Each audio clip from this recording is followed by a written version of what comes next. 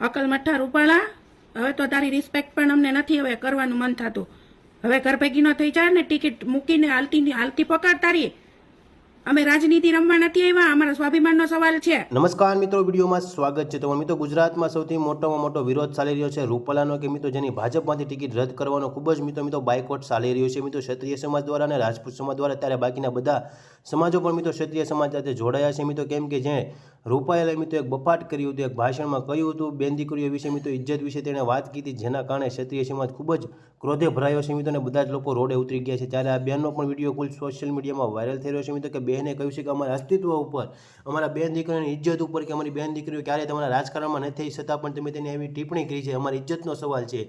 કોઈ પણ કારણોસર અમારે તમારી ટિકિટ તો રદ કરાવશું તે મિત્રો. હવે શું થશે મિત્રો તે આગળ જોઈએ આપણે મિત્રો. આ વિડીયો આખો તમે જોજો, તમને લાસ્ટમાં વિડીયો બતાડું કે આ બહેને મિત્રો કેવું ભાષણ કર્યું છે મિત્રો રૂપાલાને લઈને, કે રૂપાલાને હવે શરમ આવી જોઈએ મિત્રો કે એટલો બધો વિરોધ ચાલે છે, હજી પણ પોતાની ટિકિટ જે છે ભાજપમાંથી પાછી નથી કહેતો. પણ બધા જ લોકો ક્ષત્રિય સમાજને બધા જ સમાજ સાથે મળીને મિત્રોનો નિર્ણય એક જ છે કે રૂપાલાની ટિકિટ રદ થવી જોઈએ મિત્રો. રૂપાલાએ મિત્રો 2 થી 3 વાર માફી પણ માગી લીધી છે, પણ તેને માફ કરી દેવામાં નહીં આવે. બસ માત્ર ને માત્ર બધા જ લોકોનું એવું કહેવું છે કે તેની ટિકિટ રદ થવી જોઈએ મિત્રો. કેમ કે જેણે તે ભાષણ કર્યું છે, જે સમાજને આગળ દર્શાવવા માટે, બીજા સમાજને ઊંચું દર્શાવવા માટે જે આ સમાજનું નીચું કર્યું છે, તેથી તેના ભાન આવે મિત્રો કે જે પદ હાસિલ કરવા માટે, એક જગ્યા, એક મિત્રો શાસન હાસિલ કરવા માટે તેણે જે આ ભાષણ કર્યું હતું તેની તેને ભાન થાય. તો મિત્રો આ બેનનો વિડીયો તમે જુઓ કે વિડીયો સાંભળીને તમને પણ રોવાટી ઊભી થઈ જશે મિત્રો. ચાલો આપ સાંભળો આ બેનનો વિડીયો. કોઈ અમારે રાજકારણ નથી રમવું, બધા સૌની રીતે ઘરે બેસી જશે.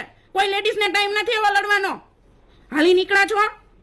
આવી કેવી તમારી રાજનીતિ છે? બેનો દીકરીઓને વચ્ચે લાવવાની. આવડી મોટી ઉંમરના થઈને આવી રીતે બોલી થઈને તમે સજાઈ ન સાથ દેવાનું બધાને ઘરમાં ડિટેન કરો છો, રોડ ઉપરથી ડિટેન કરો છો.